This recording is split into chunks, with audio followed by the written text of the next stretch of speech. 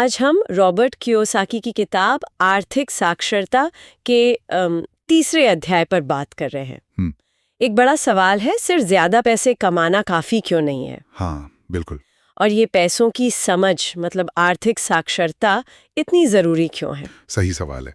देखिए, ये अध्याय इसी पर जोर देता है कि असल आर्थिक बदलाव वो कमाई बढ़ाने से कहीं ज्यादा पैसे को मैनेज करना सीखने से आता है। समझ ही असल में सबसे बड़ी पूंजी है।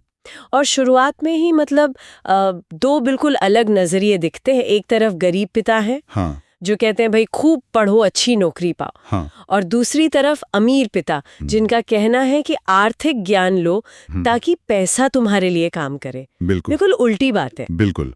और यहीं कियोसाकी का जो कोर आइडिया है वो सामने आता है। वो कहते हैं पैसे की एक भाषा है। अच्छा। हाँ, उसे सीखो। और सबसे अहम कि पैसे से जुड़े फैसले डर या लालच में आकर मत लो। ये बहुत कॉमन है। हाँ, ये तो होता है।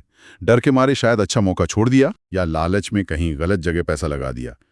तो पैसे को समझना जरूरी है, भावनाओं से ऊपर उठकर। तो फिर इस अध्याय की सबसे बुनियादी सीख क्या कहेंगे आप? वो एक चीज जो मतलब सब बदल दे। वो है संपत्ति और देयता, एसेट और लाइबिलिटी। इनके बीच का जो फर्क है ना, उसे समझना।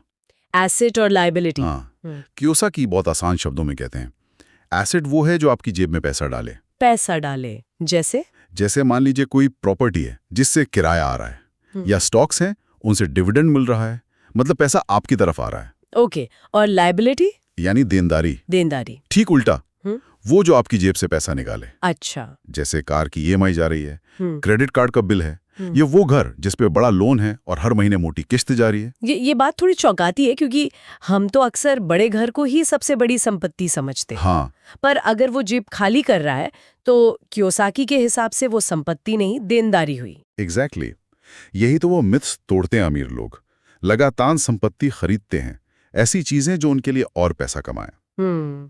जबकि ज्यादातर लोग मिडिल क्लास या गरीब वो अक्सर देनदारियां खरीदते हैं, ये सोचकर कि ये संपत्ति है, और इसी चक्कर में वो पैसे के जाल में फंसे रहते हैं। इसका कनेक्शन स्कूली शिक्षा से भी है, शायद किताब में इसका जिक्र है। बिल्कुल है।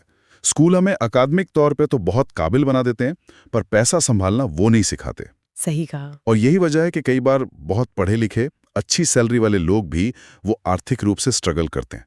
कमाना आता है पर उसे काम पे लगाना नहीं आता। एक और पैटर्न है जिसका जिक्र है, और वो तो मुझे लगता है हम सबने देखा होगा। जैसे ही आमदनी बढ़ती है, खर्चे बढ़ जाते हैं। हाँ, फौरन खर्चे भी उसी रफ्तार से बढ़ जाते हैं। नया फोन, बड़ी गाड़ी। हाँ, वो रैट रेस वाली बात, चूहा दौड़। इनकम बढ़ी, लाइफस्टाइल महंगी हुई, फिर और कमाने का प्रेशर, ये चलता रहता है। तो अमीर मानसिकता वाला क्या करेगा? ऐसा खरीदा जो आगे और पैसा लाए, छोटा ही सही। बिल्कुल, छोटा सा स्टॉक, कोई बॉन्ड या कुछ भी जो वैल्यू बढ़ाए या इनकम दे। यही छोटा कदम अगर लगातार करें तो वक्त के साथ पैसा आपके लिए काम करने लगता है। ये सिर्फ सेविंग नहीं है, ये पैसे से पैसा बनाना है। और कियोसाकी कहते हैं यहीं से आर्थिक आजादी का रास्ता खुलता है। तो मतलब निचोड़ ये है, खर्च कंट्रोल करो, लायबिलिटीज से बचो, समझदारी से एसेट बनाओ, और पैसे को काम पर लगाओ, उसे अपने लिए मेहनत करने दो। तो कुल मिलाकर आज की इस चर्चा का सार यही निकलता है कि पैसों की समझ, ये आर्थिक साक्षरता, यही पहला कदम है आर्थिक स्वतंत्रता की तरफ। हाँ, और ये समझ जितनी जल्दी आ जाए उतना अच्छा है, मंजिल उतनी जल्दी पास आएगी। बिल्कुल। और अंत में कियोसाकी एक सवाल छोड़ते हैं सोचने के लिए, बहुत जरूरी सवाल है। क्या? कि अगर कोई अच्छी नौकरी कर रहा है, खूब मेहनत कर रहा है, पर महीने के आखिर में फिर भी पैसे की तंगी है, तो क्या वो सच में अमीर बन रहा है या सिर्फ एक दौड़ में और तेज भाग रहा है? इस पर सोचना चाहिए, खुद से पूछना चाहिए।